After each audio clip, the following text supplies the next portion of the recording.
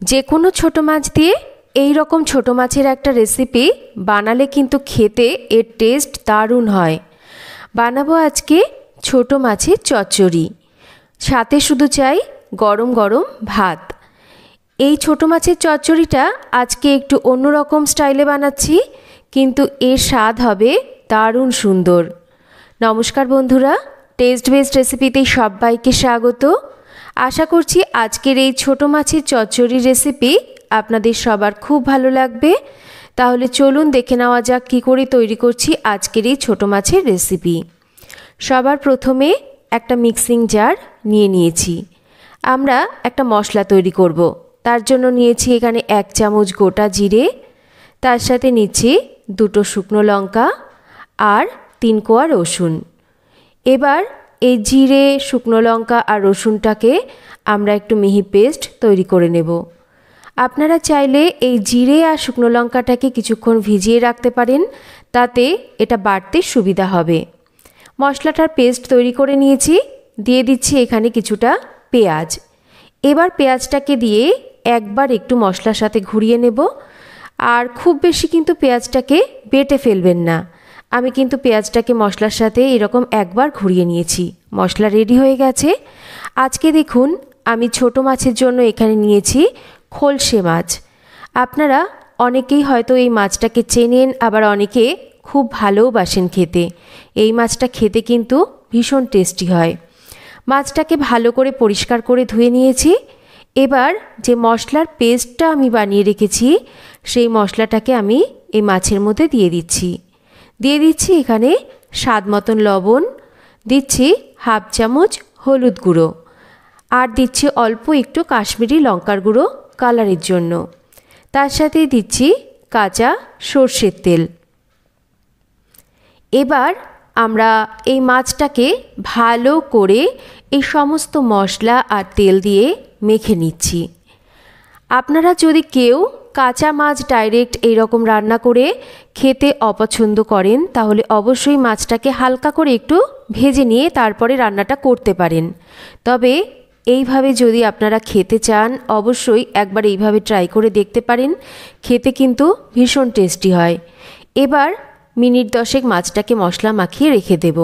এতে করে মাছের মধ্যে মশলাটা ঢুকবে আর মাছের স্বাদটা কিন্তু বেশ বাড়বে। 10 মিনিট পর রান্নাটা শুরু করছি। রান্নার জন্য আমি অল্প করে সর্ষের তেল গরম করে নিচ্ছি। যেহেতু মাছের মধ্যে অনেকটা পরিমাণ তেল মাখানো রয়েছে, তাই তেলটা কিন্তু এই সময় আর খুব বেশি দিচ্ছি না। এবার ঠিক একদম আলু ভাজার মতন ঝিরিঝিরি করে কেটে নেওয়া কিছুটা আলু আমি একটু ভেজে নিচ্ছি। আলুটাকে পুরোপুরি ভাজবো না, তাহলে রান্না করতে গেলে আলু কিন্তু ভেঙে যেতে পারে। আলুটা হাফ ভাজা হলে এবার মশলা মাখিয়ে নেওয়া মাছটাকে কড়াইতে ঢেলে দেব। এবার আমরা এই মাছটাকে একটু ভালো করে মিনিট 4-5 কষিয়ে নেব। যেহেতু পুরোপুরি কাঁচা মাছ রান্না করছি আর মাছের মধ্যে মশলার মধ্যে পেঁয়াজও রয়েছে, তাই মশলা মাছ এগুলোকে একটু ভালো করে কষিয়ে না নিলে একটা আষ্টে গন্ধ আসতে পারে। কিন্তু ভালো করে যদি আমরা এটাকে কষিয়ে নিয়ে রান্নাটা করি না, তাহলে আষ্টে গন্ধ তো থাকবেই না, তাছাড়া টেস্টটাও কিন্তু বেশ ভালো হবে। আমি 4-5 মিনিট কষিয়ে নিয়েছি। মশলার বাটিটাকে, মানে যে বাটির মধ্যে মাছটাকে আমি ম্যারিনেট করে নিয়েছিলাম, বাটিটাকে ধুয়েই কিন্তু এখানে আমি অল্প করে একটু জল দিয়ে দিচ্ছি।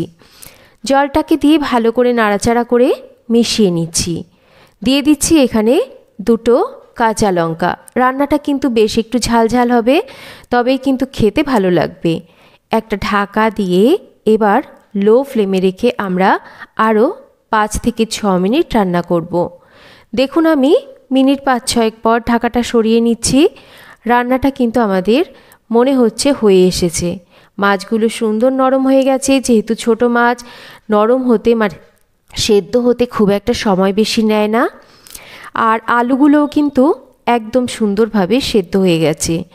এবার এর মধ্যে দিয়ে দেব আমি একটু ধনেপাতা। আমি ধনেপাতাগুলোকে এরকমই হাত দিয়ে ছিঁড়ে ছিঁড়ে একটু দিয়ে দিচ্ছি। যেহেতু ধনেপাতাগুলো একদমই নরম আর একদম সদ্য ধনেপাতাটাকে দিয়ে সমস্ত কিছুকে ভালো করে নাড়াচাড়া করে মিশিয়ে নিচ্ছি।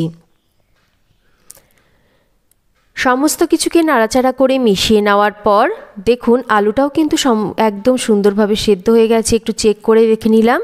রান্না আমাদের অলমোস্ট রেডি।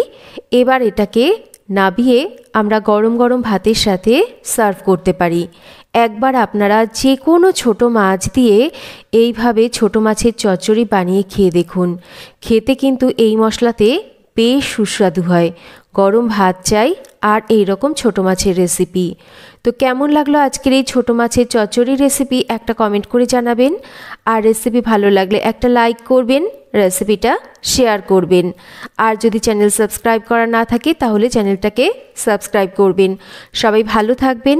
আবার ফিরে আসব নতুন কোনো রেসিপি নিয়ে। এতক্ষণ আমার সাথে থাকার জন্য অসংখ্য ধন্যবাদ।